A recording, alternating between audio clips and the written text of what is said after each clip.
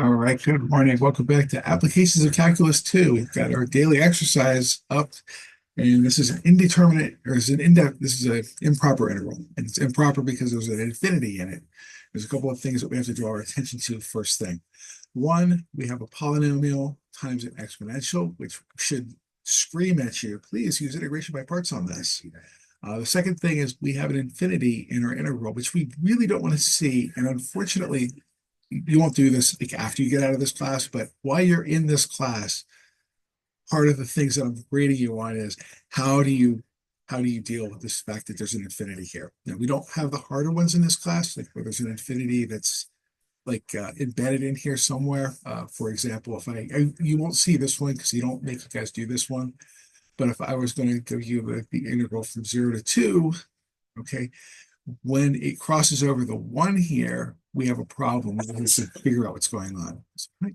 So we have to figure out what's going on with this. Okay, you guys won't be seeing this kind of integral because your book doesn't do any homework problems where they do this to you. Uh, even the engineering calculus people, there's not a lot of these that they make them do. I remember these because this is where I messed up and cost myself a whole letter grade. But they don't have this kind of integral for your book. So you're going to see an infinity, or it might be a zero. Like you might get a like integral of something, maybe 1/x going from 0 to infinity. Like, oh, wait, when one of the endpoints is bad, we have to watch out for things. Like, yes, that's what you're looking for. So for the improper integrals that you're going to witness in this class, it's usually the endpoints are the places where it's going to cause you problems. So they don't like try to hide it from you, which is nice because this requires like a lot more algebra and it's delightful to do all of these things. So enough of that. Improper integral, we have an infinity. Be on the lookout for that. It could be top or bottom, it doesn't really matter. And the fact that we have a integration by parts problem. First thing I want you to do, as soon as you see like, oh, it's improper, pick your favorite letter, pick T. T goes to um, negative infinity. And we're just going to say, we're going to go from the integral from T to 0, because 0 isn't a problem, negative infinity is, of 1 plus 2x e to the negative x dx. All right. And after we've dealt with the limit part, then we get to deal with everything else. So we're going to say, okay, we need a integration by parts problem here. So we're going to say let u equals 1 plus 2x. We're going to pick the polynomial because when we take a derivative, the polynomial gets smaller. So we just have a 2dx here. We have a dv equals, what do I have left? Right? What's left in this thing is e to the negative x dx. And then we're going to say v is equal to negative e to the negative x. And then we'll go ahead and deal with our integration by parts. So my usual way, again, is I made a little box and I don't memorize the formula. I just say, I need a pattern. I'm just going to cross and it back. Okay, you can think back to like Harry Potter. It's like swish and tilt or something. But that's what you're doing with this. Okay, and then we're just going to say, okay, this is 1 plus 2x. And I'll put a negative sign here for this negative sign over here, e to the negative x here, minus a negative, right? So we're going to say minus, and I need negative e to the negative x. There's a 2 in here, dx. So just pulling these both pieces out here. I'm going really slow with this because we have to watch signs on this problem. So we have negative 1 plus e to 2x, e to the negative x, and then we're going to have negative and negative. So we have plus 2e to the negative x. I haven't integrated yet, have I? No, I haven't. I just duck curve the signs. And now we're going to go ahead and integrate. Okay, so we're going to say this is negative 1 plus 2x e to the negative x minus 2e to the negative x.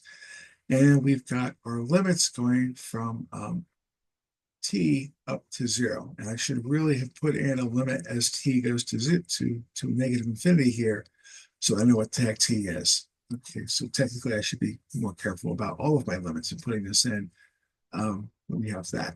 So let me go ahead and rewrite this a little bit. So we have limit t goes to negative infinity. We have negative 1 plus 2x e to the negative x minus 2e to the negative x. We're evaluating this from t off to 0. One of the reasons I'm trying to be careful is because eventually I'm seeing that there's a bunch of negative signs here, and I don't like negative signs in the middle like this. So we're going to go ahead and change something out here. We're going to say this is limit as t goes to negative infinity. And I'm going to say this is going to be 1 plus 2x e to the negative x plus 2e to the negative x. And we're going to evaluate this from 0 to t.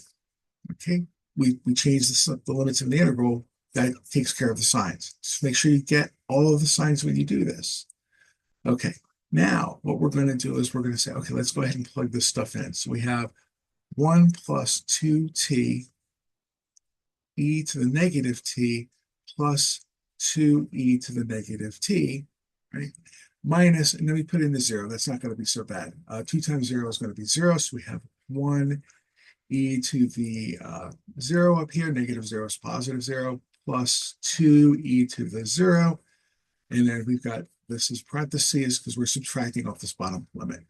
E to the 0 is 1, e to the 0 is 1. So 1 plus 2 is just 3. So let me go ahead and deal with that.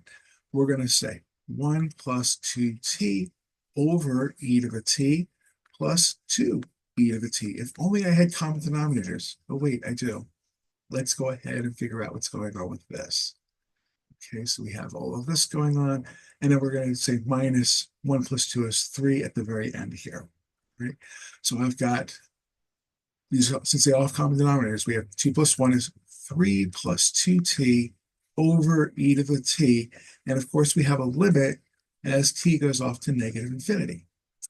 When I think about this limit and t is going off to negative infinity, let me rewrite this a little bit. I'm going to go back to the fraction version, but I want to make something very clear to you before we get there.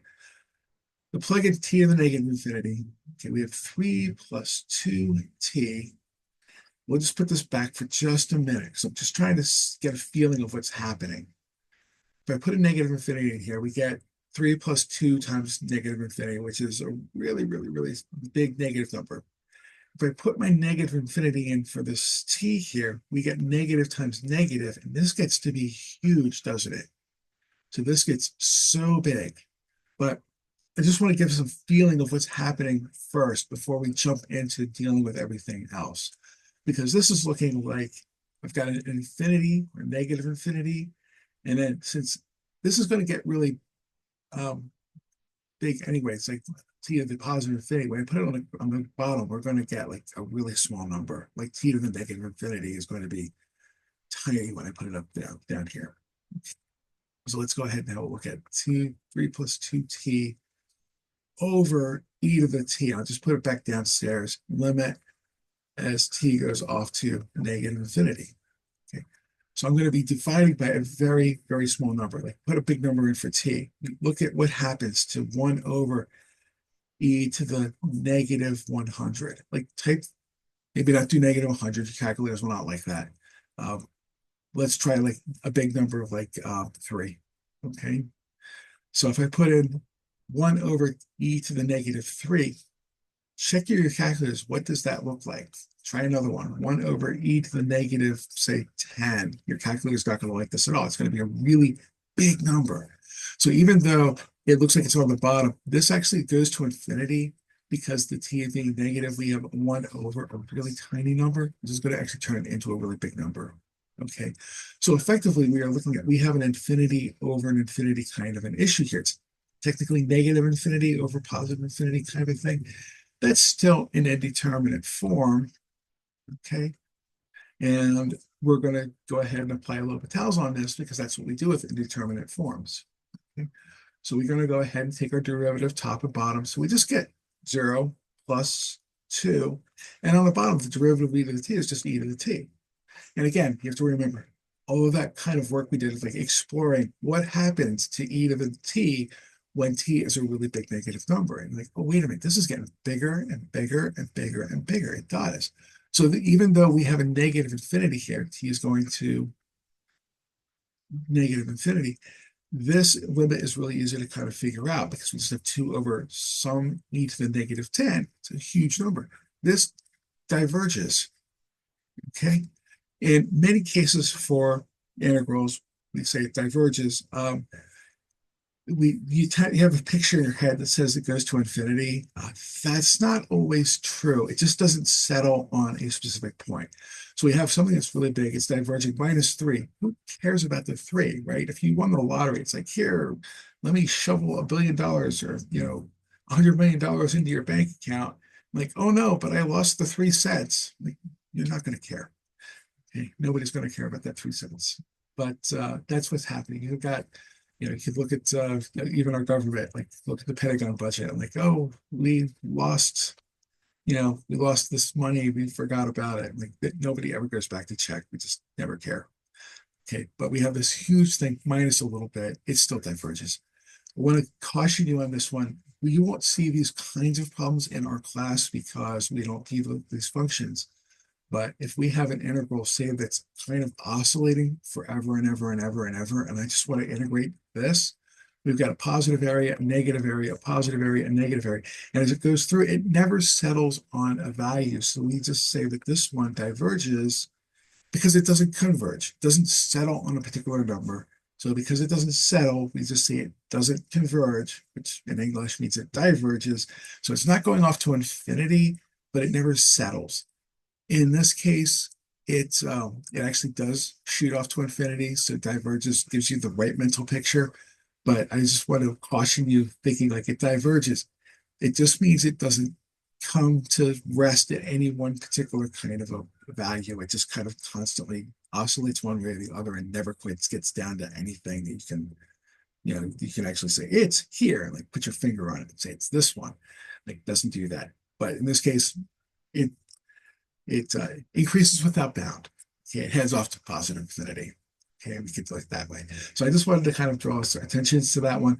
This one is a little bit trickier than the one you're going to see on the test, but so I want to warn you about that one. But we'll let you go with that one. This integral diverges. We'll go ahead and say that. You have to prove to me it diverges. L'Hopital is a good way to do that.